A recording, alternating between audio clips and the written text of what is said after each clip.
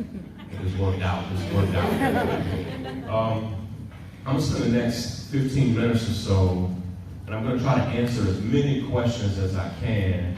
It can be about anything that I've said, anything that you've seen me write or talk about, and it can also be about anything you see here in the city. And again, I'm sorry to put the questions on the front end, but it was either do it this way or not do it at all. So, but I wanted to be able to engage with you in this way, okay? So feel free. You have a question? Yeah, go ahead. What's your name? Rachel. Hi, Rachel. Hi. Well, first of all, thank you so much for doing this. I've had the privilege of hanging out with some really amazing people I never would have had the opportunity to meet had this not been an option for us. So I'm a white person who's very aware of my privilege, and I lend myself to the Black Lives Matter movement in any way that I can. As of late, I've actually had some physical harassment for wearing my Black Lives Matter shirts, hats, whatever it is. And I feel like, of course, it's a small price to pay for the message I feel so strongly about, but I'm wondering, how can I advocate for something that matters to me that without necessarily getting into a dangerous spot? Yeah, that's a great question, Rachel. If you didn't hear it, our question, the root of, I'm going to reinterpret the question for the audience. The root of Rachel's question was, I'm white, I have privilege, and I want to use it. How do I use it in ways that are smart and impactful? It's an important question. And I spoke last year, I spoke in 30 states, I spoke all over the country, and I got that question everywhere I went. Of people saying, hey, I'm wearing your t-shirt, I'm sharing your Facebook post, but what else can I do? And I appreciate that question. And so, Rachel, let me frame my answer this way. All of us in the room, all of us have levels of privilege. The weird thing about privilege is rarely when you have privilege are you aware of it. It is an essential function of privilege is that it operates in ways that the person who's benefiting from it is often unaware that they are operating in it, benefiting from it. They're unaware of that. I like to tell a story about, I used to pastor a church in Atlanta almost 10 years ago, and I thought of myself as like a feminist, a womanist. Like I thought of myself as a very progressive man on women's issues. And I had one of my best friends was on the board of the church with me. And after a meeting, she said to me, she said, Shaun, are you aware that every time a woman speaks in the meeting that you will frequently interrupt the women? But she said, I noticed that you would never interrupt the men. But the first thought, okay, this is 10 years ago, I've evolved and grown, I'm still not arrived, but my first thought was, not doing that. Again, because the very nature of privilege, the first response when someone points it out to you is denial. I was completely unaware that I was doing it. And this was one of my best friends. I trusted her. I've known her for years. She was an essential leader in the church. And she said, I saw you doing it. And she said, I'm just telling you because it's just not a good look. It's not your best. And that's what friends do. They point out those things so you can grow and improve. And I just had the thought even after the meeting. Just sheer ego, it kind of cut a little bit. And then after the meeting, I was like, arrogance. I just thought, I don't think I was doing that. And I kid you not, I went to the next board meeting, and someone, a woman in the meeting, said something thoughtful that warranted me being quiet, her having a complete thought, and then me responding. Sure enough, I interrupted her. And no one said anything. And I found myself, I said, I'd be damned. Yeah. I did it. I did exactly what my friend told me I was doing. And I had probably been doing it for the 10 previous years I had been a leader. And she was the first person who had the uncomfortable conversation with me to tell me about myself. And it was in that moment, people were not using the phrase white privilege so much at that moment, but it was in that moment that I realized, like, oh wow, this is a problem. I have to address it. How am I as a man? How am I privileged? How can I use that? I started thinking about that. I share that story to say that I realized then and there that there were privileges and even things that I do as a man that I was just keenly unaware of. And so the question that I have for myself is, how do I use the privileges that I have as a man to open up doors, to empower the women around me? How do I do that? And as New Yorkers, this doesn't mean that all your bills are paid, or that if I open up the bank app on your phone, there's a ton of money there. It's a privileged room. All right, we live in a cosmopolitan city. We're not in an air-conditioned room, but we're in a room. I can pretty much sit here and talk about Trump as much as I want without consequence of arrest, you know. There are privileges we have as Americans. There are privileges that we have if you are in the room and you have a degree of higher education. I still have to say that some of us are way more privileged than others. But all of us should be asking ourselves, how do I assess the privileges I have and find thoughtful ways to use that privilege? And it's a deeply personal quest.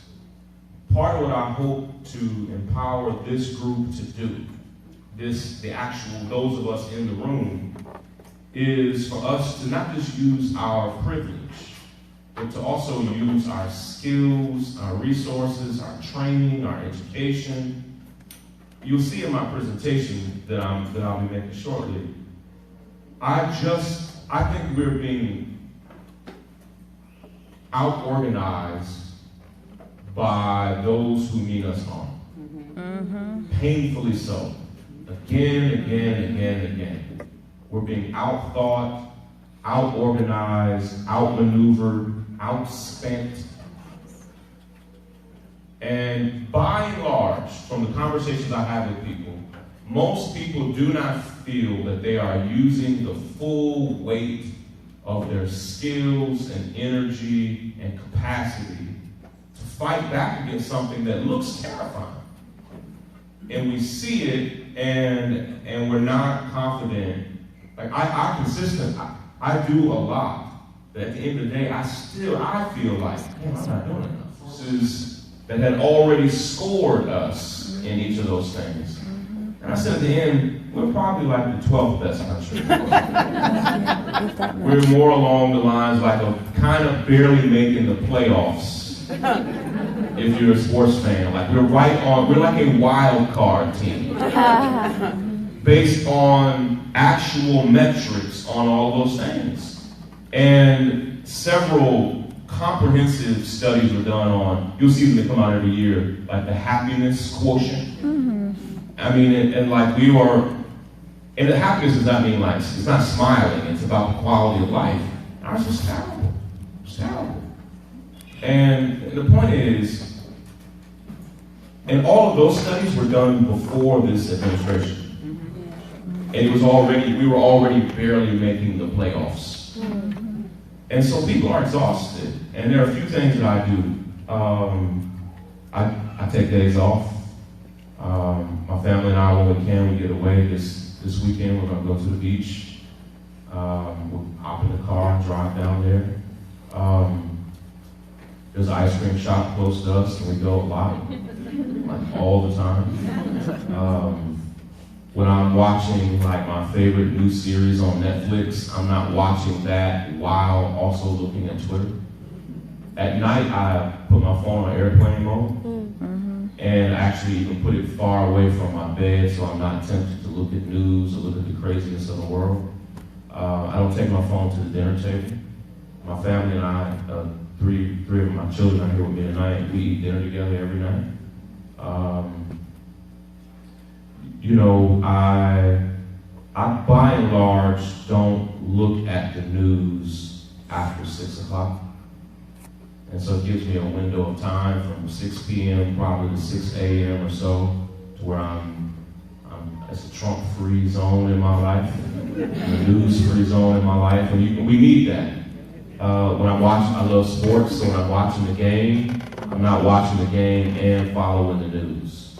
You have to be able to unplug. And then lastly, I would advocate a few things: eating well, therapy, counseling, rest, all of those, exercise, all of those things will make a difference, and it matters. Hold on, yes, right here, go ahead. Okay, so first, I just wanted to say, I'm Shayna, by the way. Hi, Shane. I just wanted to say thank you from the bottom of my heart for everything you do, because in '03, someone very, very close to me got shot by the police, and they weren't even 18 years old. So, but the way they wrote about it in the newspaper, this savage man, so-and-so, half a page in the newspaper, that's it. So for people like you, who take the time to do a background check on the people who passed away, that means a lot to me, so thank you for that. Well, I see my job as, see, I didn't grow up in New York, so I know a lot of people like, man, American Daily News was trash like most of my life. That's and I was like, oh really? You know, I didn't know that. And so I see my job, I represent these families, and I try to tell stories of police brutality in a way that if they read what I wrote, that it would give them some peace. Because for some of these families that I work with, they're never going to get justice. All that I'm going to be able to do for them, I'll fight for it with them. But sometimes all I can do is make sure at least the story is told well. And so I take it very seriously. So that's important. But I just wanted to ask, so your kids, they have a father who is this very active figure. So I guess it's a question for the kids, but for you, I don't know. How do they deal with that? No, I'm not gonna make my kids answer the question. They will be up here, and then we would not even do the presentation. They would talk the rest of the night. You know, my oldest girls are on social media, which I love and I hate, because now they see the good, the bad, and the ugly. But they don't see me as you see me or somebody else sees me. Like, I'm not famous at home. Like, I'm not at Shaun King at home. Like, it's not a handle before my name. And so at home, I am very, very regular. And like, in the good ways, the bad ways, whatever a regular 37-year-old dad is like, that's me at home. And we watch movies together, you know, like, I'm not even talking much about the work that I do. And in some ways, I separate some of the harshest parts of my life. I had a mentor of mine who taught me this exercise because my wife had complained that at home I was very tense, like I was hard to be around because of the work that I was doing. And this guy was kind of helping me through that. He said, Shaun, when you get home at the end of the day, imagine yourself with like a construction hat on, a hard hat. And before you come in the door, imagine yourself taking off that hard hat and putting on a baseball cap. And this is a little exercise that I did so that when I'm home, I'm not in fight mode. I'm not in activist protest mode. And so at home, I try not to be that. And I think that I'm not an activist at home, right? Like at home, I'm mainly like Netflix guy. All right. Hey, quick question. It was more of a comment. I was Sure. going to say, there is a silver lining in all of this, because she was talking about how do you deal with the fatigue, you've seen all the negative things. And I think there are some things to be encouraged by, because they keep losing. At least on the federal level. On the local level, there's still some back and forth. But most of the major things they've tried to do have been struck down or mitigated. because of people like this gathering together and pushing back on it. I actually met you on a train maybe a month or so ago, right after the ACLU announcement. I don't know how long ago. I remember that. Yeah. And so I was really encouraged to see so many people. We had all these little local events and everything, and because of things like that, these guys keep losing. So when you look at what they tried to do with EPA, it just got knocked down by the courts. What they tried to do with the travel ban, it just got knocked down by the courts. And I think it's important to remember that stuff. That's how I am able to handle all this stuff happening to the country that I love. And there are other sources besides the negative information or what they're doing that ends up being negative that you can look, like comedy shows like John Oliver, where he talks about Alex Jones, who's a voice for hate, but they expose him as a con artist because he's all about selling products and things like that. So there are some things to be encouraged by. You just got to tune into all kinds of different sources. Absolutely, absolutely. I'm going to take one more question, and I'm going to try to end where I have enough time. Okay, because you're waving both hands. And what I'm going to do is I'll try, if you have a question I didn't get to, I'm going to try to get to it after I finish, as long as we can get out of here by 8 o'clock, all right? Yeah. What's your name? My name is Amber Harrison. I'm a teacher for the Department of Education. The reason why I came here is because my friends and I have formed an organization to help raise awareness about what's taking place with Colin Kaepernick. Sure. And I wanted to know if you can give us advice on how can we go about protesting against the NFL. Our organization is called Standing for Kaepernick, and basically we want to kind of just raise awareness about what's taking place with him being blackballed, because he basically stood for individuals, black men, who were being oppressed and who were suffering social injustices and police brutality. And so I don't know if you can help or if you can give me advice. I have the flyer, I didn't Cool. when I decided, but that's something that we're trying to do with the teachers. Well, I love that, and I communicate with Colin a lot, and I try not to communicate to him how angry and outraged I am to see what we're seeing right now, and I think every week is so long in America right now. Like, it's August, and it feels these 8 months have felt like years. And over these 8 months, I don't know, I say it a lot if you follow me. This is on pace to be the deadliest year ever for police brutality in America. Yes, it is. And you wouldn't know that based on the news, based on the stories, in part because Trump has sucked the air out of the news cycle in so many ways. And so that it's kind of universally accepted now, particularly now that several NFL owners have openly said the only reason they're not signing Colin has nothing to do with football. It has everything to do with his protests. Now, they denied that was what they were doing for several months. And now it has gotten to the point where teams are literally signing. The Ravens signed a man who was a backup quarterback in the Arena League. Not a starter in the Arena League, not a backup in the NFL. But a backup on a bad Arena League team. Now, he wasn't even the backup on the championship team. And so it's gotten to a point where you can no longer credibly argue that he is without a job for any reason other than what it was that he did. And in my presentation, I won't touch on Colin so much, but you'll see, I'll unpack how we got here. And how we're in a moment, in a place in time where something truly outrageous, as much as a guy who took his team to the Super Bowl, multiple Pro Bowl having quarterback, and he is a sweet, good, humble dude. He is in essence everything people are told to be. This is not enough. And so that we're experiencing that, I mean, there's a part of me that feels like it should be a much bigger issue, and more of us should be doing, Amber, what you're doing. But people are so inundated with so many problems that it has distracted from that.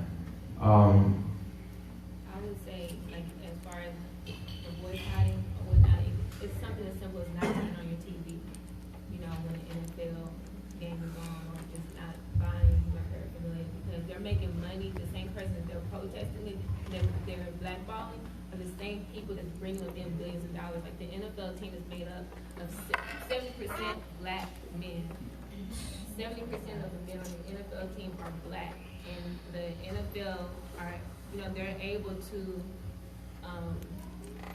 support the LGBT community or whatnot. They made a huge stand against it, and I'm not sure if they're bringing in money or what have you, but they're not able to show that same support. We have more people in prison than any country in the history of the world. I'm trying to help you understand where we are. Because here's the thing, like, I'm busy, you're busy.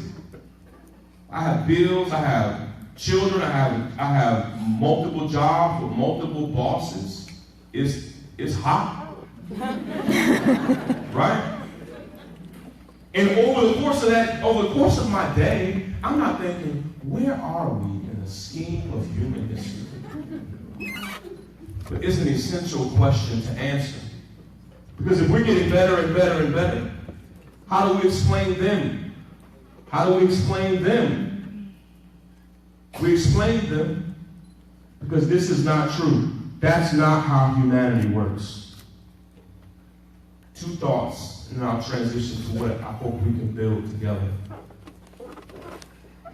We are in a dip in the quality of humanity right now. It is a cop-out to blame Donald Trump for the dip that we're in.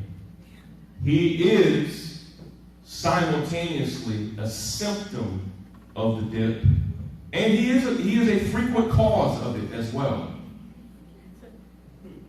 But he would not exist as the President of the United States if we weren't already in that hole. I want you to understand that we are in a dip, because if you don't understand that we're in it, you can stay in those dips for a very long time. There's a quote that is attributed to Harriet Tubman where she said, "In my life, I freed thousands of slaves." And she says, "I would have freed thousands more had they only known they were slaves."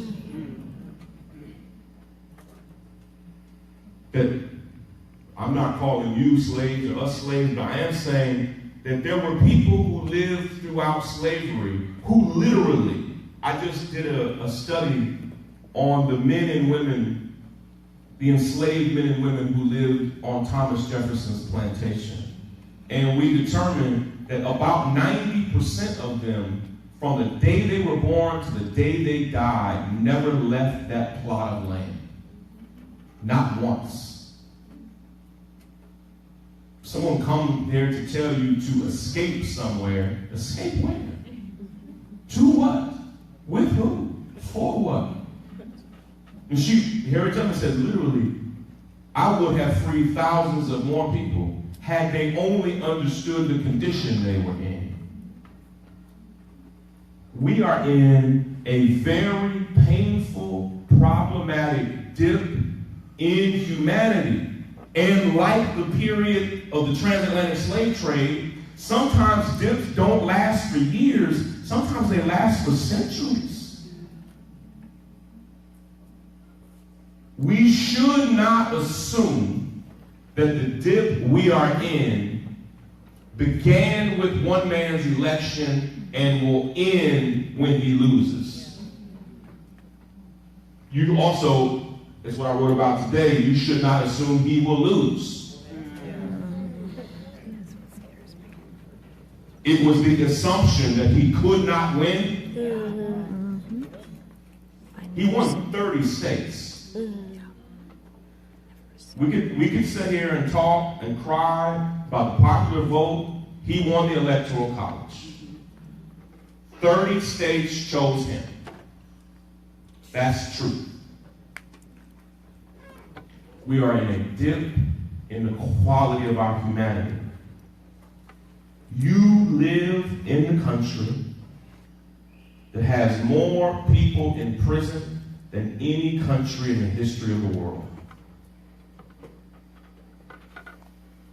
You live in a country that is constantly, actively trying to see how it can target, harass, and ban people purely based on their faith and their ethnicity. It's where you live.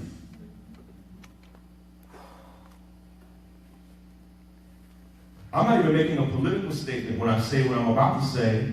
We have a president that was accused of sexual harassment or assault by a dozen women. And the crazy thing is, we saw a video of him admitting that he does it before he got elected.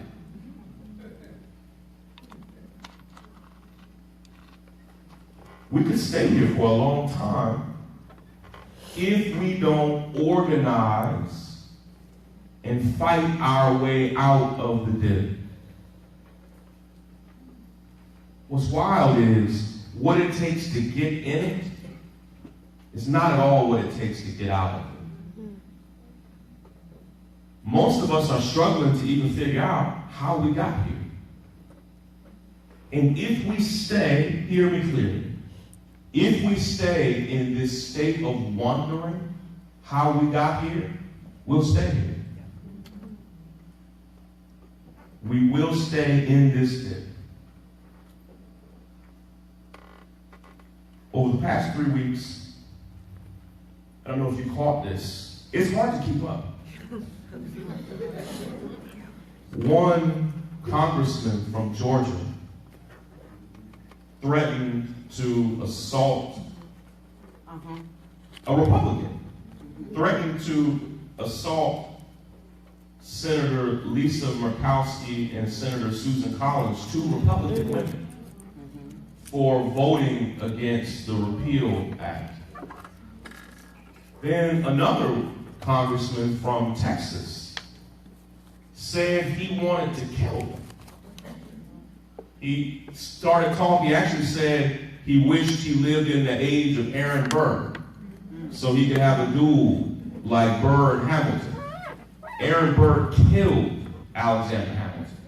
He was in essence saying he wished he could kill two of his Republican colleagues.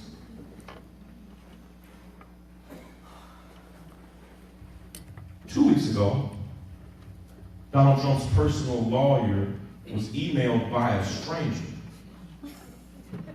He then proceeds to tell the stranger, completely cuts the stranger out, and then tells the stranger, I now know who you are and where you live. Crazy.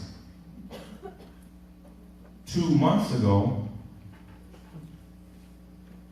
Greg Gianforte was running for Congress in Montana and was so irritated by a reporter from The Guardian asking him about health care that he literally grabbed him, body slammed him, and began punching him on the night of the election. He then denied all night that any such thing happened, but 4 people were there. One recorded it. He still got elected. Then he was charged with assault. 4 weeks later, he apologized and admitted that it happened. We're in the dip. That's who gets elected in the dip. In the dip, congressmen threaten to kill women. And just keep on going. That's where we are. That is where we are. Last slide. Now, someone created this slide for me, and I made this last one myself. And you can kind of see the quality difference. All right. Last slide. I want to explain something, and then I'll transition into some of our solutions.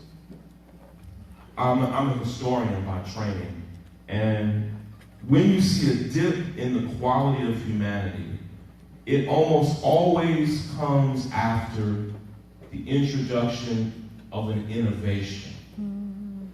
So, one dip that we saw was a horrendous period of lynching in America. Lynching came after the Emancipation Proclamation, after the 13th Amendment, and after slavery as we know it ended. There was an introduction of innovation. Black people were now free to move about the country.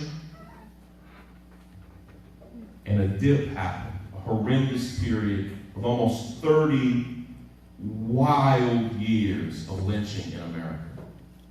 The dip followed the innovation. Here's a second dip. There was the Civil Rights Movement, and it produced the Civil Rights Act and the Voting Rights Act. Civil Rights Movement, for illustration's sake, began in 1954. Black folk and good people have always been fighting for freedom, but 1954 was the Montgomery bus boycott, and it was also Brown versus the Board of Education. From 1954 to 1965 and 1956 were protests, marches, sit-ins, demonstrations, and in 1965 and 1966 you have the Voting Rights Act and the Civil Rights Act. For the first time, after 100 years after slavery ended, America says we will guarantee everyone the right to vote. That is what you call the introduction of an innovation. Guess what happens after that? Mass incarceration. Mass incarceration began 5 years after the Civil Rights Act and the Voting Rights Act. And to this very day, almost a third of voting age African Americans in this country cannot vote because of different laws banning felons to vote. Here's the last one. I'll close with this. We have 43 of these white men as president. And it was just kind of the thing we did. If you ever looked at a history book or pictures on a wall, it was basically known one day things will change. But Barack Obama said something. It was his first interview after he left office. In his first interview, I think it's the most important thing he has said is very insightful. He said he has started to wonder if he was voted in office 20 years before America was ready. Interesting thought, okay? So we did 43 white presidents, and then we decided to go and get real innovative. Not only did we elect a black man as president, I'm not talking about policy, I'm talking about his humanity. Not only did we elect a black man, but we elected a black man named Barack Hussein Obama. Now see, that name might roll off my tongue now, but when he was first introduced, literally people were like, what? Who? What?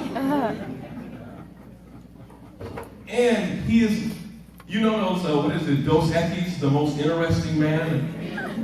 He might very well be the most, he is from the south side of Chicago, but he's also from Hawaii. And his father is from Kenya, and he also spent a chunk of his childhood in Indonesia before moving around. His mother was a bohemian hippie, and he went to school at first in California, then transferred to go to Columbia here in New York, where he got his bachelor's. I mean, we said, no, we don't just want a black man, we want the most peculiar, interesting black man we can possibly have. We introduced an innovation. And a huge part are experiencing is because we introduced an innovation that disturbed the primary power structure. The abolition of slavery disturbed the primary people in power, so they began lynching. The Voting Rights Act disturbed primary people in power, so they produced mass incarceration. The election of Barack Obama disturbed people, but it disturbed one person in particular. From day one, Donald Trump was disturbed by the election of Barack Obama, to the point that he began promoting lies, that he was not an American, that his birth certificate was a fake. He even then said he sent private investigators to Hawaii, which he never did. It wasn't just that. For 8 years, Republicans pretended that they hated the Affordable Care Act.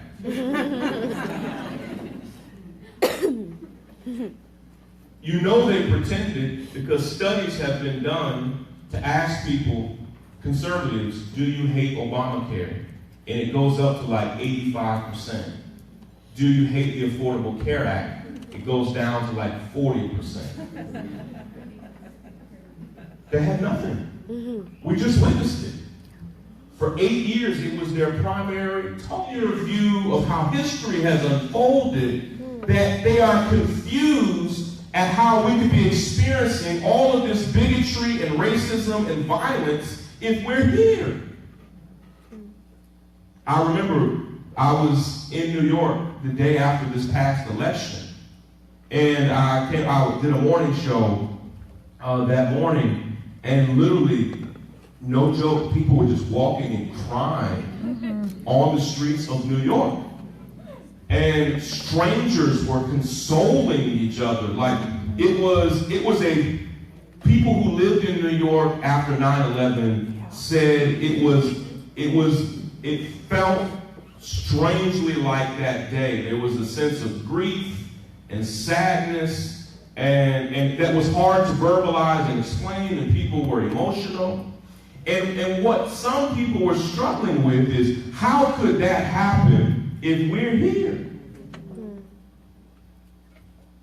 And what I want to teach you is, it happens because we're not here. We are not in that upper right-hand corner. Technology might be. Your iPhone is in the upper right-hand corner of technology.